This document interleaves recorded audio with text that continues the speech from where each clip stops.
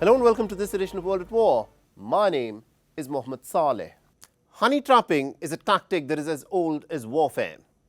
When details of Jyoti Malhotra, a young YouTuber who did travel vlogs for a living, emerged, the elaborate network of spies that was laid out by the Pakistani intelligence network, the ISI, became clear.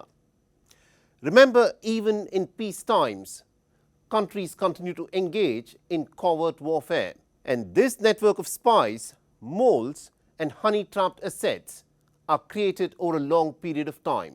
In the aftermath of the four-day confrontation between India and Pakistan, India busted an elaborately laid-out spy ring, arresting 11 individuals in a span of less than 3 days. Jyoti Malhotra, the Haryana-based young travel vlogger who has become the face of the spy bust, has almost 400,000 followers on YouTube. She had reportedly travelled to Pakistan thrice in 2023, 2024 and then again in March 2025. She was in regular contact with the Pakistan High Commission staffer Ehsanur Rahman, also known as Danish, who has now been expelled by India. Jyoti Malhotra is under scrutiny to determine whether she was directed to upload travel videos featuring specific locations and content. But Jyoti Malhotra is just one individual who is suspected to be a victim of honey trap. Now, Pakistan has a history of targeting even high-profile diplomats, army officials and scientists by honey trapping them. In 2010, an Indian diplomat, Madhuri Gupta, who had been posted to Islamabad, was arrested for serving the interests of the Pakistani ISI. A Pakistani operative who went by the name Jamshed was used to seduce Madhuri Gupta, and investigations revealed that Madhuri was so infatuated by Jamshed, who was about half her age, that she was ready to convert to Islam and then go on a trip to Turkey with him. When she was eventually caught, Madhuri Gupta is reported to have said why the investigative agencies did not catch her sooner. In 2018, a court found her guilty and convicted her on charges of spying for Pakistan. Another high-profile case of honey trap is that of 60-year-old Pradeep Kurulkar. He was the head of the DRDO laboratory in Pune and was arrested in May 2023. Now, according to the police charge sheet, Pradeep Kurulkar shared information about sensitive defense projects in exchange for sharing nude pictures and sexting. Now, Pradeep Kurulkar was involved in many significant defense-related projects, such as the Agni missiles, and was reportedly in touch with a Pakistani operative through emails, Instagram and video calls. Now, Pradeep Kurulkar is currently lodged in Pune's Yerawada Central Prison. In March 2025, the Uttar Pradesh ATS arrested Ravindra Kumar, an employee of the ordnance factory, for leaking classified information to a Pakistani handler. On investigation of his phone, it emerged that he was contacted by a Pakistani intelligence operative who posed as Neha Sharma.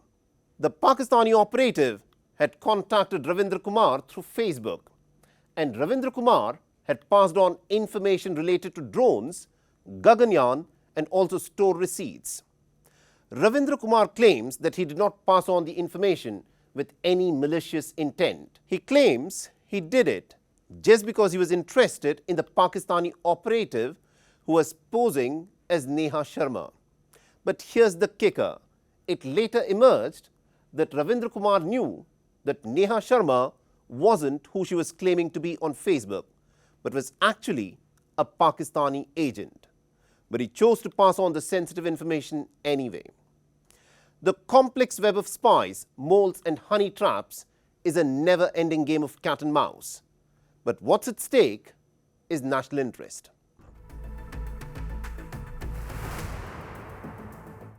J.D. Vance, the American vice president, has spoken out a certain truth that had been obvious for others for more than a decade. While addressing this year's graduating class at the Naval Academy in Maryland, United States, J.D. Vance spoke about the evolving global power dynamics and openly admitted that the era of uncontested U.S. dominance is over. The nature of warfare has changed. The technology of warfare has changed. And the United States of America, which with the collapse of the Soviet Union had emerged as the single unfettered superpower of the world, is now waking up to the realities of the 21st century power dynamics. The Ukraine war and the war in the Gaza Strip have exposed the limitations of US's military power. Under Donald Trump, the United States has loudly proclaimed its policy of isolationism, even though Donald Trump's Defense Secretary Pete Hegseth wants to turn the American military into a $1 trillion fighting machine. So what has made the American Vice President to so openly admit the limitations of American power? Our next report gets you the details. In the wake of the Cold War, America enjoyed a mostly unchallenged command of the commons, airspace, sea, space, and cyberspace. But the era of uncontested U.S. dominance is over. Today we face serious threats in China, Russia, and other nations determined to beat us in every single domain. Our lawmakers and military brass alike must learn to adjust to a world where cheap drones, readily available cruise missiles, and cyber attacks cause extraordinary damage to our military assets and our service members. And it will be you, the graduates gathered here today, who will lead the way for the rest of us. Ladies and gentlemen, the Honorable J.D. Vance, Vice President of the United States of America. This is a rare admission, but no less than the sitting Vice President of the United States of America, J.D. Vance. Especially in an age that is often referred to as Pax Americana. Speaking in terms of just the hard military power,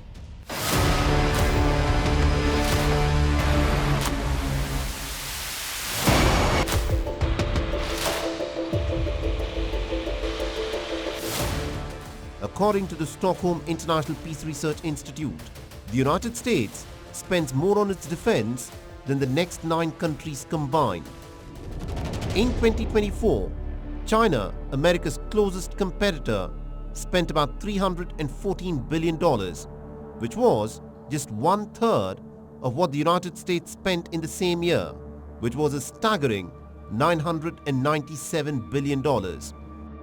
In the case of Russia, that is fighting a devastating war in Ukraine, the military budget for the year 2024 was $149 billion. And in the same year, the Americans spent 6.5 times more on defense than Russia. And this year, Donald Trump and Pete Hegseth have boasted of a $1 trillion war chest. That is a trillion with a T. Globally, the United States maintains more than 750 military bases spread across 6 continents in 80 different countries, with more than 171,000 soldiers who are deployed, ready to spring into action at a moment's notice. With this being the projection of America's military might, why does J.D. Vance feel that the era of America's uncontested dominance is over? The answer quite simply lies in America's experience of the forever wars that it has embroiled in. In the Russia-Ukraine war, fought by the Ukrainians using predominantly American-manufactured weapons, what has become clear is that the Russians, in a conventional contest, have managed to fare better than the Ukrainians fighting with the military hardware supplied by the combined West. In the recent campaign against the Houthis, the Americans eventually had to strike a deal with a ragtag group backed by Iran after dropping bombs worth more than $1 billion. In the devastating Gaza war fought by the Israelis, again predominantly using American-manufactured weapons, Israel, despite a grueling bombing campaign of the Gaza Strip for the last 20 months, has failed in getting its hostages out using the military option. And in the Pacific, the writing has been on the wall for quite some time, where American simulations themselves show that the United States will end up losing any war fought with the Chinese in the Pacific. So massive global military deployments and even a $1 trillion war chest cannot hide the changing realities of warfare. The United States military still retains the numero uno position, but other rising powers are challenging the American hegemony.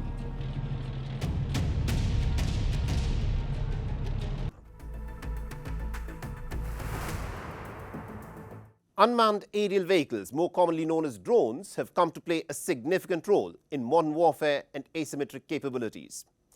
Beijing, over the last decade, has developed increasingly sophisticated and innovative drones, which could prove crucial to potential regional military conflicts, such as the Taiwan Strait. Reportedly, Beijing is now gearing up for the launch of the new drone mothership, WION, whose most remarkable feature is believed to be its ability to launch large quantities of drones all at once. Our next pawn gets you more details.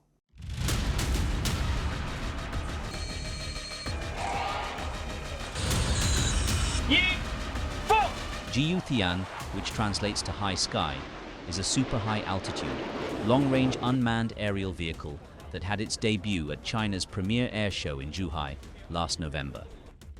With a maximum range of 7,000 kilometers and an altitude of 15,000 meters, the heavyweight UAV carrier can carry up to 6 tons of ammunition and up to 100 small drones. It has a maximum takeoff weight of 16 tons, a wingspan of 25 meters, and an ability to fly above many of the medium-range defense systems that are deployed worldwide. Equipped to carry a range of payloads on 8 hardpoints, WION is capable of intelligence, surveillance and reconnaissance assignments, as well as electronic warfare. As many as 100 units of loitering ammunition or small drones, including kamikaze drones, can be unleashed from both sides of the belly of the unmanned aerial vehicle. Reportedly, WION will take off for its first mission by the end of June, thereby paving the way for significantly expanding the Chinese Air Force's operational reach in unmanned aerial combat. The first mission flight will set the ball rolling for a series of tests before the drone mothership is deployed by the People's Liberation Army. Once deployed, the WION will contribute immensely to the People's Liberation Army's swarming capabilities, in which a large group of networked drones are released to work together on military missions or to overwhelm the enemy's air defense systems. With the upcoming launch of its drone mothership, China, no doubt, aims to raise its game a notch higher. The question is, will the rest of the countries follow suit?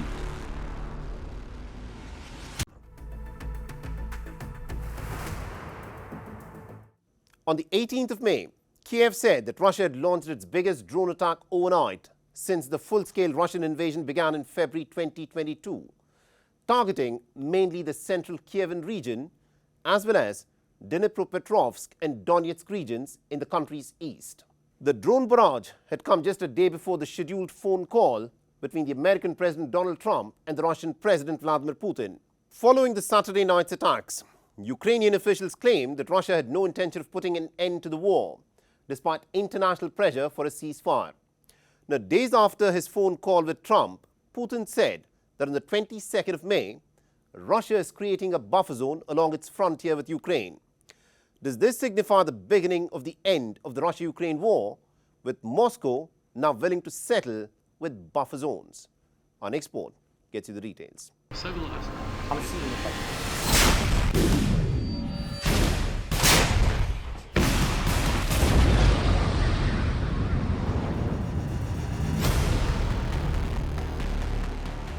Russia and Ukraine held their first direct face-to-face talks in more than 3 years on the 16th of May in Istanbul.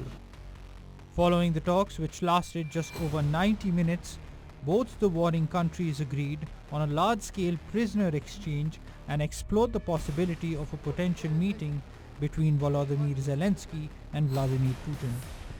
But there were few signs, if any, of a more significant progress toward ending the 3-year-long Russia-Ukraine war. A couple of days later, on Sunday, the Ukrainian Air Force said that Russia had launched 273 drones.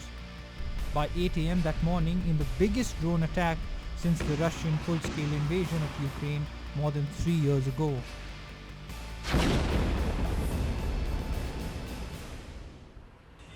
In the aftermath of the massive overnight attack, firefighters were seen battling blazes on Sunday.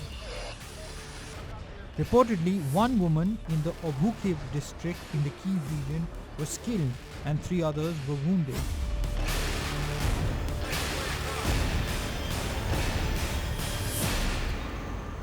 In the attack by Shahid drones and various types of imitator drones, Ukrainian Air Force claimed to have intercepted 88 out of 273 drones, and according to them, 128 went astray without negative consequences. The previous biggest Russian drone attack of 267 drones had happened on the 3rd anniversary of the full-scale Russian invasion on the 23rd of February this year. In the aftermath of the massive drone attack, Andrei Yermak, a top aide to the Ukrainian president, said that the negotiations in Istanbul were merely a pretense and that Putin wants war. All hopes were now pinned on the scheduled Monday phone call between Trump and Putin. After the phone call at a White House dinner, addressing members of the board of the Kennedy Center, US President Donald Trump said that he had a good talk with Russian President Vladimir Putin, adding that progress is being made toward achieving a ceasefire in the war between Russia and Ukraine. Should I tell you about the day first? My little conversation with a nice gentleman named Vladimir Putin. But we had a good talk, and I think that progress is being made. 5,000 young soldiers are being killed every single week on average. I was talking to, as I said, President Putin for 2.5 hours. That was being very seriously listened to. We don't like what's happening. We don't like that we should have ever been involved. Would have never happened. But we're respected again as a country. After the call with Donald Trump, Russian President Vladimir Putin said that Moscow, which now controls approximately 20% of Ukraine's territory, including the southern Crimean Peninsula it annexed in 2014, is ready to work with Ukraine on a memorandum about a future peace accord, and that efforts to end the war in Ukraine were on the right track. However, a report in the Wall Street Journal claimed that after talking to Putin by phone on Monday, Trump had briefed European leaders wherein he said that Putin wanted to keep fighting in Ukraine because he thought he was winning. Kremlin refuted the report on 22nd of May. On the same day, in a government meeting accusing the Ukrainian military of firing on targets with no military significance, Putin said that the Russian forces will create a security buffer zone along the border with Ukraine. Considering the drone raids, actions of sabotage and reconnaissance groups that hunt for civilian transport, including ambulances, agricultural machinery, both women and children being killed and injured, I have already said that a decision was made to create the necessary security buffer zone along the borders. Our armed forces are now actively solving this problem. The enemy's firing points are being suppressed. The work is underway.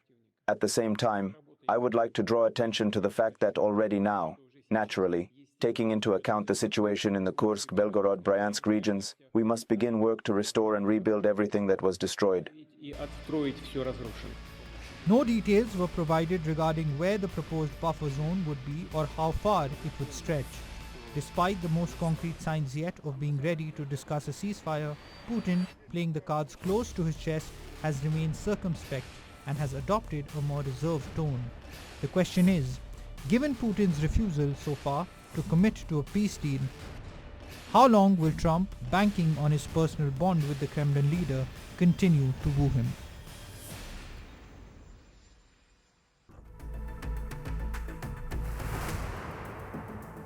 At least 13 people were killed and 30 others were wounded in a suicide bombing at an army recruitment center in Somalia's capital Mogadishu on the 18th of May. The Islamist militant group Al-Shabaab, which is linked to the Al-Qaeda, has claimed responsibility for the dastardly attack. Reportedly, hundreds of teenagers were lined up at the gates of the Manio military base to enlist when the suicide bomber, disguised as a civilian, had detonated the explosives, leading to scenes of chaos and destruction near the blast site. But why has the Somali government so far failed in putting a lid on the insurgency by the Al-Shabaab, who've been fighting for close to 20 years to topple Somalia's central government and establish their own government based on their narrow interpretation of the Sharia law. Our next report gets you the details.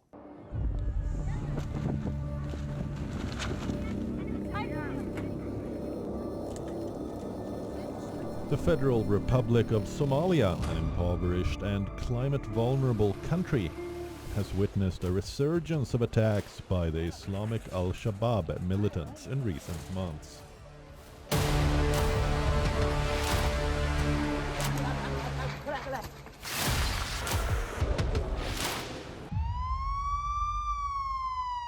The militant group, notorious for frequently orchestrating bombings and gun attacks against Somali military and government sites, has intensified its campaign recently to overthrow the Somali government and impose its strict interpretation of Islamic law.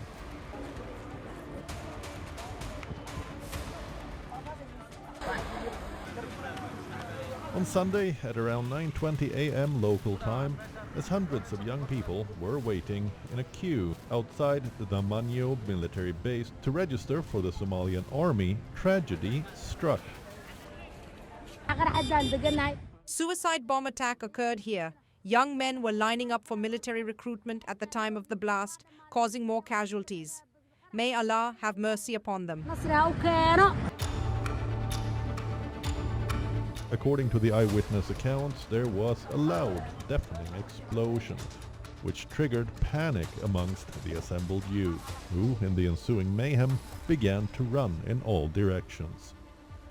Dozens of abandoned shoes and slippers strewn all over the blast site narrated a tale of chaos, confusion, and a desperate scramble for survival.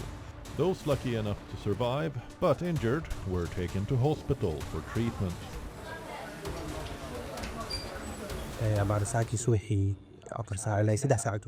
This morning, between 9:30 and 10 a.m., we received wounded individuals, primarily young men. Although many had critical injuries, there were no fatalities. Most wounds were to the head and abdomen, and all patients were treated accordingly. The Sunday attack came on the heels of an assassination on Saturday of Colonel Abdirahman Hujale, commander of Battalion 26 in the Hiran region.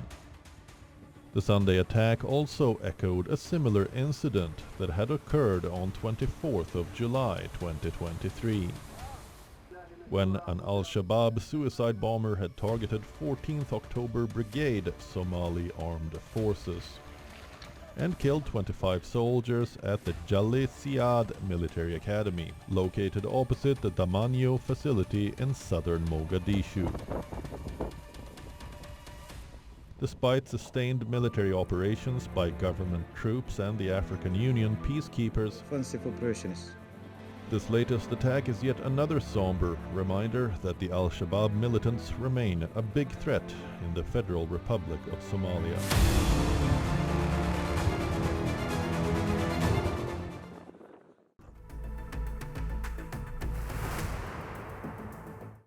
And with that, it's a wrap on this edition of World at War. And if you want to reach out to me with any comments, feedback or suggestions, please feel free to do so on the ID that you're seeing on your screens. I'm your host, Mohammed Saleh, and I'll see you again next week.